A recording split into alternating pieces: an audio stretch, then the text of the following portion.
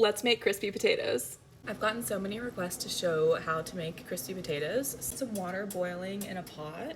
Once your water's boiling, which mine is, you can see the steam, I always put like a tablespoon of chicken bouillon powder in there. This is the Knorr chicken bouillon powder, just from Costco. You can get this huge thing and it's like way more affordable. And we're just gonna cut these up into similar sizes. Let me start. I also want as much like exposed potato as possible. So I cut them at like really odd pieces so that they'll have as much exposed. But we just want them to be like bite size. That is such a good one. It has 4 different exposed sizes. I'll cut to like a similar size. Come this way. There we go. This is my favorite tool for getting things in boiling water and not burning myself.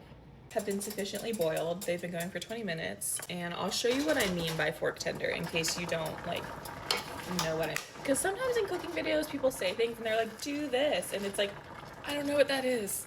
You can just put your fork into them easily, get crispy. Okay, they're all drained. Now you're gonna put the lid on and give them like a crazy shake so that they get all roughed up. I'll show you what I mean when I'm done shaking. This is what I mean.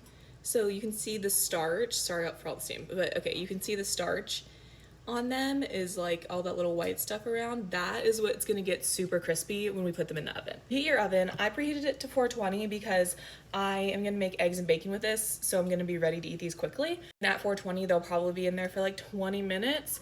Put it to 400 and let them go. Like they can be in there for like 45 minutes at 400 and they'll be fine. So just depending on what you're making, you can cook them longer or faster. Olive oil or oil of your choice, but I'm just doing olive oil. Crazy Jane's mix up salt, which is like the best stuff in the world. I love this stuff. Garlic powder, a good amount. And just some cracked black pepper. So this is how it looks.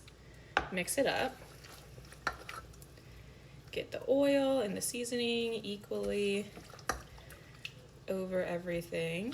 How you want this to look, like borderline chunky mashed potatoes. Then just put these in the oven.